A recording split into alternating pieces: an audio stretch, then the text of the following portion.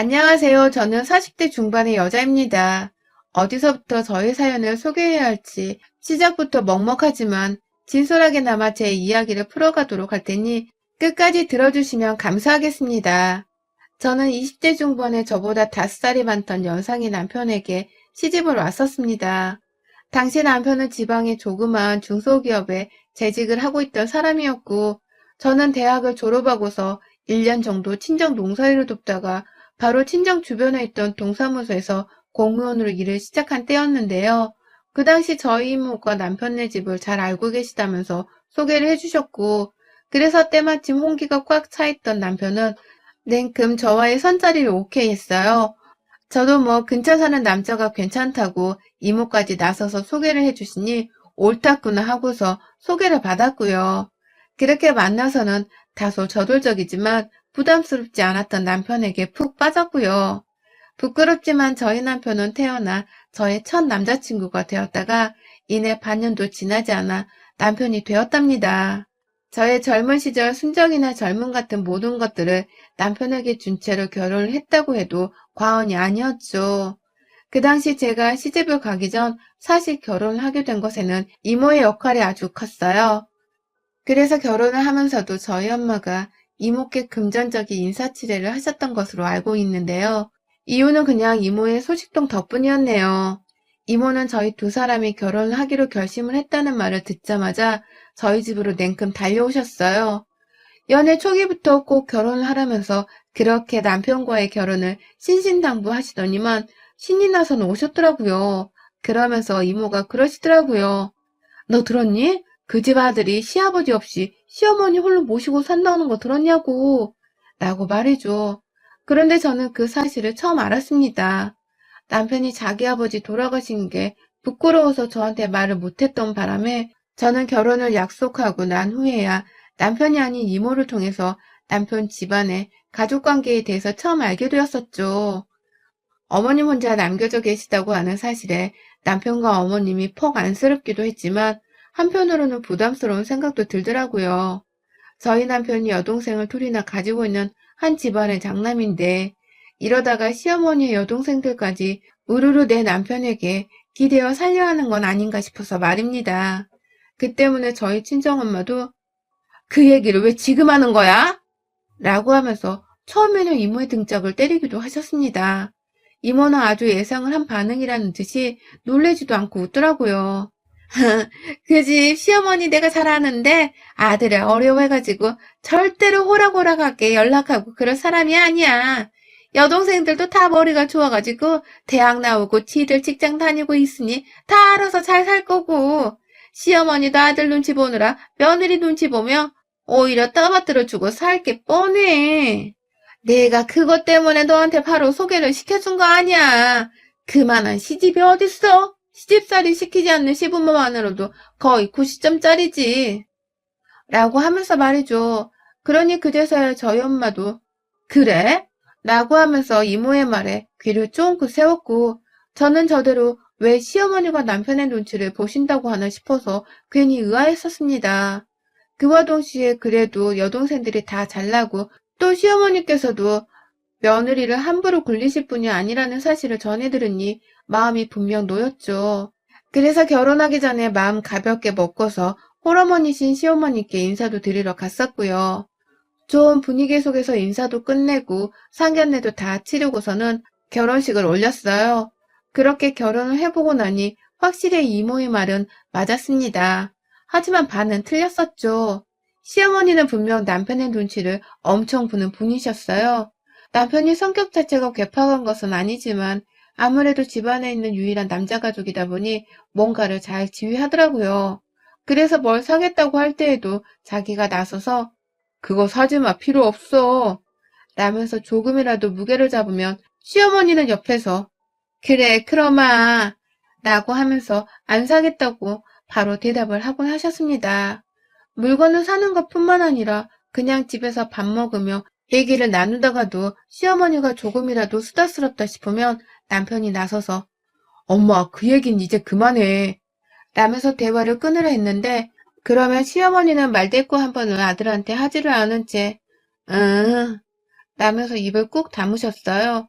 그러니 저는 오히려 결혼 초반까지만 하더라도 시어머니가 너무 안쓰러웠어요. 혼자서 자식 새끼들 다 키워놓고 나니 아들놈은 지가 남자라고 가오를 잡는 것 같고 딸들은 다 직장 다니면서 다른 도시로 나가 살고 있으니 혼자서 얼마나 외롭고 또 처절하실까 싶더라고요. 괜히 연민도 생기고 같은 여자로서 정도 가고 오만 가지 생각이 다 들었습니다. 그러다가 남편이 서울로 발령을 받게 되면서 저희 부부가 완전히 서울로 이사를 가게 되던 때에 다른 사람도 아닌 제가 먼저 시어머니를 모시고 함께 올라가자는 말을 제안했어요. 어머님 혼자서 시골집에 살고 계시는 것도 신경 쓰이는데 그냥 우리가 모시고 가보자. 나도 서울에서 새 직장 찾아보고 싶은데 나중에 아이라도 생겼을 때 어머님이 대신 봐주실 수도 있고 더 좋지 않을까? 외롭지도 않으실 거고. 라고 말이죠. 그러자 남편도 새삼 저한테 고마움을 느꼈었는지 바로 수긍을 하면서 제게 고맙다고 미안하단 말을 꺼냈고요. 저는 제가 잘한 짓이라고만 생각을 했었네요.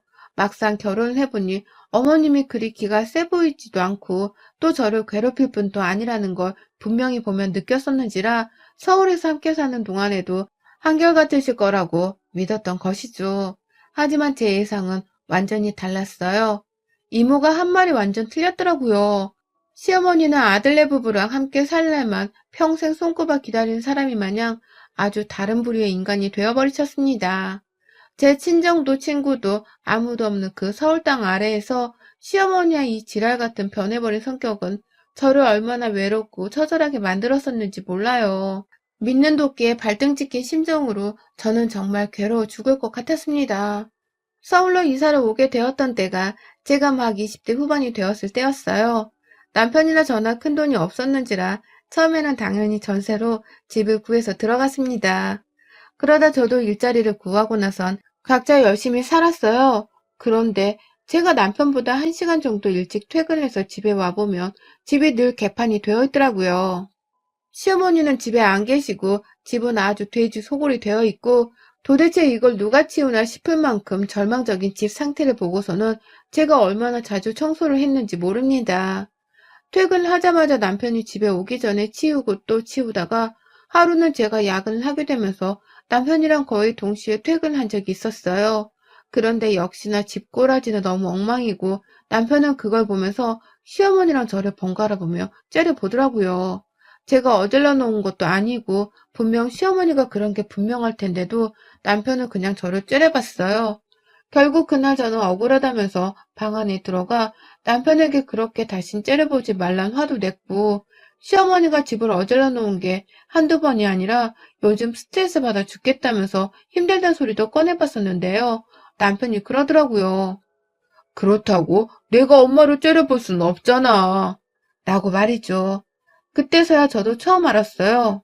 결국 남편도 시어머니와 저를 놓고 나면 자기를 낳아준 자신의 엄마를 가장 먼저 챙길 남의 편이라는 걸 말이죠. 그 후 저는 늘 퇴근을 하면 어질러져 있는 집을 저 혼자서 꿋꿋이 치웠고요. 다시는 남편한테 힘들다는 하소연도 하지 않게 되었답니다. 어차피 제가 힘들다고 따지면 남편은 그렇다고 우리 엄마한테 청소를 하라고 할 순 없잖아. 라면서 자기 엄마 편을 드는 대답을 할 게 뻔했으니까요. 그렇게 점점 저는 시어머니가 저질러 놓은 일거리들을 해치우고 해결하느라고 퇴근하고 나서도 밤 늦게까지 노동을 계속했고요. 주말이 되면 남편이고 뭐고 아무의 눈치도 보지 못하고서는 바로 뻗어버렸습니다. 그렇게 일어나 보면 시어머니는 늦잠 잠 원수 같은 며느리를 보듯이 저를 또 와락 째려보며 밥해라, 네 남편 굶어 죽겠다 라고 일을 시키셨고요. 남편은 남편대로 엄마 말 좀 살살해 라며 제 편을 살짝 들어주는 듯한 말을 하기도 하더니만 결국 배고프다 밥 먹자 라고 하는 가부장적인 말을 내뱉으면서 시어머니 말에 동의를 하더라고요.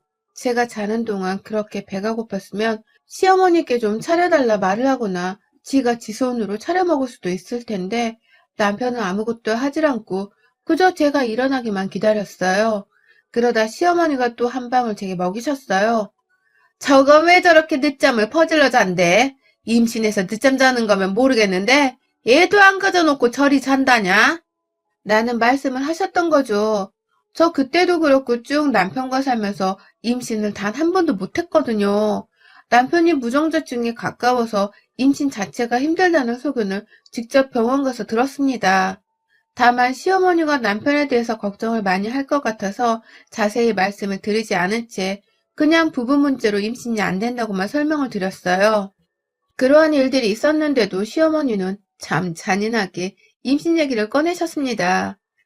제가 임신을 못하는 것 때문에 많이 힘들어했고 또 그래서 실제로 밥도 제대로 못 먹는 바람에 살이 거의 한 달 만에 5kg 정도가 빠진 적도 있었습니다.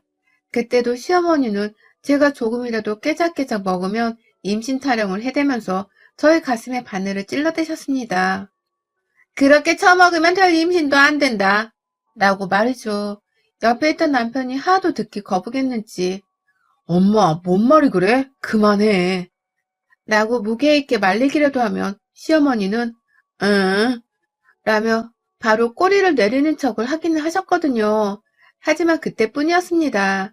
이후 남편도 기분이 꿀꿀한 건지 운동이라도 해야겠다면서 아침 운동을 시작했는데요. 남편이 외출을 하고 나면 꼭 저를 향해 잔소리 따발총을 우두두 날려대셨죠. 시골에서 살 때에는 제가 찾아뵐 때면 저를 많이 조심스러워하면서도 잘해주셨고 또 동시에 남편 눈치를 보기도 하는 그런 순한 분이셨는데 서울에서 함께 살기 시작하면서부터 어머님이 정말 딴 사람인 것만 같았어요. 저를 향한 쓴소리 그리고 눈치 주기는 아주 대한민국 1등이었죠. 늘 남편이 없을 땐 기다렸다는 듯이 제게 사소한 것이라도 신경질을 부리며 잔소리를 하셨고 남편이 있을 때에는 남편의 제지를 받으며 눈치를 보는 척을 하긴 하셨지만 크게 달라질 건 없었습니다. 다음날 남편이 없는 시간 동안 저를 또 괴롭히실 게 뻔했으니까요. 그렇게 괴로운 결혼 생활을 쭉 했어요. 아이도 없는 퍽퍽한 집안에서 저는 시어머니라는 복병을 늘 옆에 두고서는 눈치를 보며 사는 처지가 되어버렸습니다. 내가 왜 시어머니를 먼저 서울에 함께 모시고 오자 했을까 싶은 후회가 막심했던 때였어요. 제가 마흔이 되던 그 해에는 어머님이 때린 강력한 한 방에 제 인생은 도저히 되돌릴 수 없게 되었죠. 그때 친정 부모님이 저희 집에 오셨어요. 여전히 방 2개짜리의 다른 전셋집에 살고 있었을 때였는데 손님을 거실에서 주무시게 할 수는 없으니 친정 부모님께 저희 방을 내어드리고는 시어머니 방에서 저희 부부가 잠을 자려고 했습니다. 그런데 시어머니가 반대를 하며 소리를 치다가 결국 해선 안 된 말씀을 하셨어요. 애도 못 낳는 딸을 부끄러워 하셔야지. 딸이 서울 산다고 서울 구경을 하고 싶었나 봐요. 라고 하시더라고요. 그런데 문제는 그 충격적인 어머님의 발언을 듣고도 남편은 제 편을 들어주지 않고 있는 겁니다. 자기가 무정자증이라서 임신을 못한다고 사실대로 말하며 저를 감싸주면 될 것을 끝까지 지 자존심이 먼저라는 건지 제가 어머니께 어처구니 없는 욕을 먹으며 친정 부모님까지 망신을 시키고 있는 와중이었는데도 가만히 있더라고요. 그러다가 급기야 여보, 내가 엄마랑 잘게. 당신은 부모님 모시고 우리 방에서 자. 라고 하더니 시어머니를 데리고 그냥 시모 방 안으로 들어가 버렸어요. 저희 부모님은 여전히 충격을 받아서 너무 화가 나 계신 상태였는데 남편은 자기 엄마를 대신해서 사과를 하지도 않았고 또 자기 엄마를 혼내지도 않았습니다. 그냥 모른 척하면서 신경을 끄고는 지들끼리 자겠다고 방 안으로 들어가 버렸어요. 결국 그 사소하지만 엄청난 시어머니와 남편의 한 방에 머리를 두드려 맞은 듯한 아픔을 겪다가요, 이혼을 결심했어요. 남편은 한두 번 들은 것도 아닌데 왜 갑자기 이혼을 하려고 하냐면서 끝까지 저를 말리려고 했고, 시어머니는 그제서야 아차 싶었는지 괜히 저를 보면서 너는 애가 은근 마음이 약하구나. 그 말에 이혼을 하겠다는 며느리는 처음 들어보네. 라고 하면서 이혼이 웬 말이냐는 뉘앙스를 마구 풍겼는데요. 전 무조건 이혼이라며 남편과 갈라섰어요. 더 이상 시어머니의 뒤치다꺼리를 하기도 싫고 내 집에서 내 남편이 아닌 시어머니의 눈치를 보면서 사는 것도 죄스럽고 또 그런 시어머니를 제대로 혼내기는커녕 커버만 해주며 사는 남편도 쫌스럽다고 말이죠. 제발 헤어져 달라고 우니까 남편도 충격이었는지 이혼을 해주더라고요. 시어머니는 아들한테 원망의 소리를 제대로 들을까 싶어서 끝까지 나와보지도 못한 채 방 안에서 머물고 있었고요. 그렇게 저는 짧고도 길었던 저의 결혼살이 그리고 시집살이를 청산했습니다. 마흔이 되던 그 해에 말이죠. 정말 새 출발을 하는 심정으로 남편과 그 시무를 완전히 벗어났고요. 다행히 그 사이에 저는 이직을 여러 번 하면서 월급도 높였고 쭉 직장을 다니고 있었는지라 서울에 혼자 자취방을 구해서는 독립을 시작했어요. 그렇게 쭉 지금껏 3년이 다 되어가는 시간을 살았죠. 그렇게 저 혼자 열심히 이제라도 나 하나만을 위해서 최선을 다하며 살던 중 얼마 전에 저희 친정엄마가 서울병원으로 입원을 하시게 되었습니다. 독성 간염에 걸려서 일주일을 입원하게 된 것이었죠. 통증도 느끼시고 또 나이 드신 분이라 혼자서 병원 생활이 힘드실 것 같아서 제가 출근을 해 있는 동안에는 병원으로 간병인을 고용했습니다. 저 정말 이혼하고 오랜만에 심장이 쪼그라드는 기분을 느꼈답니다. 당연히 간병인 찾아주는 저렴한 서비스 업체를 검색하다가 문의를 해서 급하게 간병인을 받은 거라 제가 자세한 내막을 알지는 못했어요. 그냥 이름과 정보 몇 개만 받았을 때 이름이 좀 재수없게 낯익네 하는 생각만 했었죠. 저희 시어머니랑 이름이 똑같았거든요. 그러다 보니 정확히 시모 나이가 기억나는 건 아니지만 나이도 비슷한 것 같고 괜히 찝찝한 생각이 들어서 일이 제대로 안 잡히다가 퇴근 후 병원을 찾았습니다. 그런데 병실에 들어가자마자 엄마가 저를 보더니만 야, 저거 치워라. 넌 간병인을 도대체 어떻게 알아보고서는 라면서 막 화를 내시는 거예요. 아픈 분이 소리를 지르니 저도 당황해서 왜 그러냐며 엄마를 말리려다가 엄마의 시선이 향한 침대 반대편을 봤는데 거기엔 저희 시어머니가 용서를 빈다면서 손을 아주 싹싹 빌면서 서 계셨습니다. 정확히 말하면 완전 서 계신 건 아니었어요.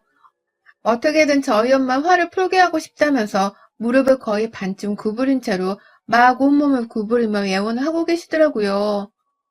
어머님이 여긴 왜 계세요? 라며 황당해 죽겠다면서 물어보는 저한테 어머님은 아이고 며느라 오랜만이다. 내가 이렇게 나타나서 많이 놀랬지? 나 그냥 일만 열심히 하고 갈 테니까 일만 하게 해줘. 내가 이렇게 빌게. 사돈 안 건드리고 내가 조용히 할 일만 하고 갈게. 라고 하면서 계속 애원을 하시더라고요. 그러니 저는 있을 수 없는 일이라면서 바로 전 남편한테 전화를 걸었어요. 니네 엄마를 데려가라면서 말이죠. 간병인 소개를 해준 서비스 업체에다가는 마음에 안 든다면서 바로 고용 취소를 하겠다는 통보를 했고요. 기분이 너무 더러우니까 수수료를 더 내고서라도 다른 간병인을 쓰고 싶다면서 잡아떼기만 했어요. 저를 진상으로 봐도 어쩔 수 없었습니다. 그냥 그 시기엔 그런 태도가 저에겐 최선이었거든요. 그 와중에 시어머니는 계속해서 일을 하게만 해달라 애원을 하는 상황이셨고 이쯤 되니 저도 눈치가 슬쩍 느껴지더라고요. 어머님이 지금 당장 돈이 엄청 궁하신가 보다 하고 말입니다. 그리고서 바로 알아차릴 수 있었어요. 한 번만 용서해달라고 하며 자기가 사돈 간병만큼은 책임을 지고 해내겠다며 용서를 더 구하는 어머님께서 직접 자존심을 구기며 사실을 말씀하셨거든요. 아들이 이혼하고서 바로 코로나로 회사에서 잘리고 딸들도 다 결혼시키고 지금 애 키운다고 모아놓은 돈은 한 푼도 없는데 나라도 이렇게 일을 하지 않으면 염치가 없어서 못 살아. 제가 한 번만 일을 하게 해주세요. 라고 하면서 말이죠. 계속해서 얼굴을 외면하고 있는 저희 엄마를 향해 무릎까지 꿇으려 하면서 용서를 구하더니만 저하고 엄마한테 존댓말을 섞기도 하셨고요. 그러다가 결국 눈물까지 보이는데 얼마나 찌질해 보이셨는지 모릅니다. 안타깝고 없어 보이는 건 뭐 당연했고요. 하지만 제가 결혼 생활 내내 시어머니께 마음고생 당한 게 있어서 그런지 어머님을 향한 동정은 더 이상 생기지 않았어요. 오히려 빨리 저 연기를 그만두고 병실에서 좀 나가주셨으면 좋겠다 싶었죠. 아니나 다를까 제가 나가라고 소리를 치는 와중에 시어머님도 일하게 해달라며 매달리니 밖에서 병원 직원들이 들어와서는 소란 피우지 말라며 제지하다가 시어머니를 데리고선 쫓아내다시피 끌고 나가셨고요.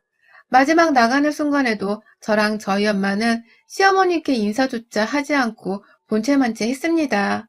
냅다 제 전화 한 통에 바로 병원으로 출발을 한 남편은 시어머니가 쫓겨난 후 한참이 지나서야 겨우 도착을 했어요.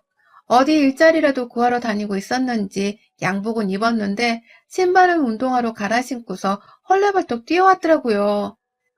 남편에게 자초지종을 말하면서 우린 그냥 간병인을 바꾸고 싶다 했을 뿐인데 어머님이 무릎까지 꿇어 애원을 하셨다며 말을 했고요.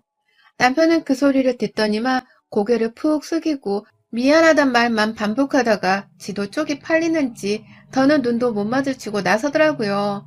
그게 바로 불과 한 주 전 제가 이혼 후 처음으로 마주한 시어머니와 전 남편의 모습이었습니다. 졸지에 저는 새로 간병인을 구해야 했고 엄마도 입원하러 왔다가 놀라셨는지 마음을 잘 추스리지 못하셨는데요. 왠지 새 간병인을 구하는 제 마음은 참 가볍더라고요. 역시 사람이 착하게 살아야 말년에 복을 받는 거라는 걸 새삼 느끼기도 했고요. 이렇게라도 몇 년이 지나고서 시어머니가 제 엄마 앞에서 고개를 숙이는 모습을 보니 통쾌하기 짝이 없기도 했네요. 제발 일만 그만하게 해달라면서 싹싹 빌던 시어머니의 모습이 사뭇 낯설기는 했지만 저 노인네 속은 지금 얼마나 타들어가고 있을까 싶었던 나머지 저도 모르게 그 순간의 모습을 계속 곱씹어 보게 되었습니다. 엄마는 노인네가 늙어 돈이 없는 게 가장 서러운 법인데 이제 며느리도 없이 어떻게 사나 모르겠다면서 시어머니를 아주 불쌍하게 보며 혀를 차셨고요. 그런 엄마의 옆에서 전 엄마의 말을 거들어드리긴 했지만 속으론 몇 번이고 자연의 섭리대로 천벌을 받은 것뿐이라는 정신승리의 말을 꺼내봤네요. 우리 시어머님 오랜만에 뵈었는데 상태가 전보다 더 마리아니게 망가진 것 같아서 제가 다 마음이 불편합니다. 부디 저한테 쓴소리, 상처되는 소리를 아낌없이 하셨던 독한 그때의 모습으로 돌아가서 독하게 마음먹고 사시길요. 그때의 정신상태와 깡이시라면 어머님은 가난도 물리치고 사실 분이시거든요. 화이팅입니다. 여러분의 생각은 댓글로 남겨주세요. 오늘도 시청해주셔서 정말 감사합니다.